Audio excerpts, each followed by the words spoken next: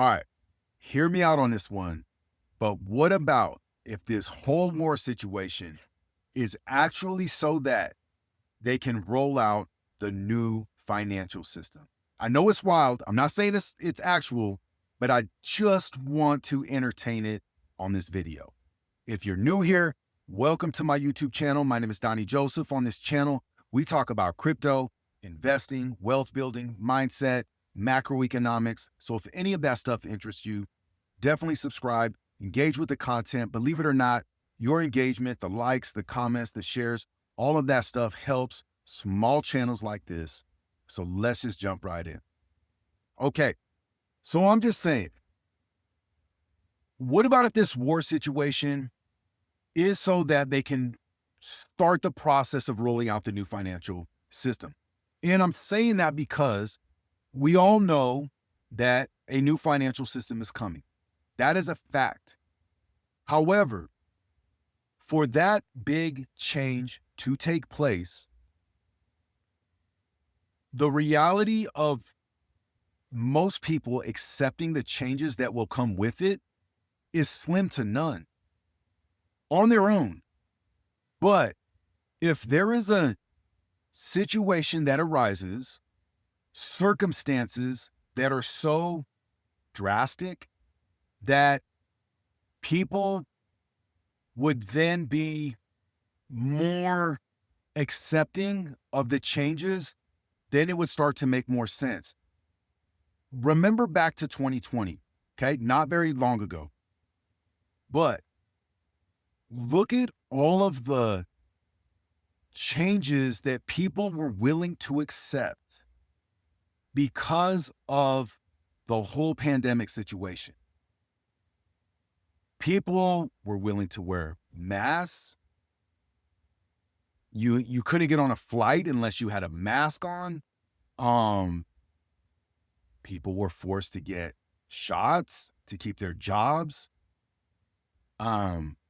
People would actually, I can't even say it with a straight face, they were willing to sit outside in a covered tent because sitting inside was it wasn't safe, right? But if you sat outside in a covered tent, it was then safe.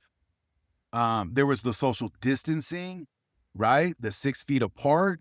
There were the people that were having these drive-by birthday parties. There was all sorts of wild stuff that the majority of people would not have accepted under normal conditions. But because of this quote unquote pandemic, people accepted them. And with that also came a lot of changes. Prior to 2020, there was no Zoom. There was people that, or were people that worked from home, but not like it started to happen after 2020. And AI started evolving from that, right? Like it got really big. I'm just saying that on the heels of, I don't want to say chaos, but like dire situations, people tend to be more accepting. And then I started thinking about the war, and I don't think the war yet is that. However, if we have a major market crash, we are already, well, I would say, let me finish that thought. If we have a major market crash and people's finances are just in shambles, and then all of a sudden they're like, well, hey, we can roll out a, what do they call it? A universal basic income, UBI. People would be more accepting of that, right? If jobs went away, which they're already going away, but like these changes that are coming, I don't know that most people are just going to willingly accept in a normal circumstance. So a situation has to be created, in my thought, for that to be accepted. And that's all I'm just saying, okay? That's all I'm just going down that conspiracy theory for a little bit, okay? I could be totally wrong. I don't know. What are your thoughts? Let me know. Am I just totally out of line with this way of thinking? I'm just trying to understand because we know that the war is not about freeing oppressed people. We know that the war is not about nuclear weapons. So then what is it really about? Why the urgency to go and do it now? There definitely is more to it than what we're being led to believe. There's a bigger thing at play. What it is, that's all I'm saying. I'm just trying to figure it out. I do understand the oil and the money and, the global dominance and who has power. I understand all of that stuff, but I'm just trying to make sure that I'm not missing anything, because I don't know what the result of the war is going to be. Here's what I hope it's going to be. I hope that it's going to be that Trump is strategically going to war because he knows that he can go in.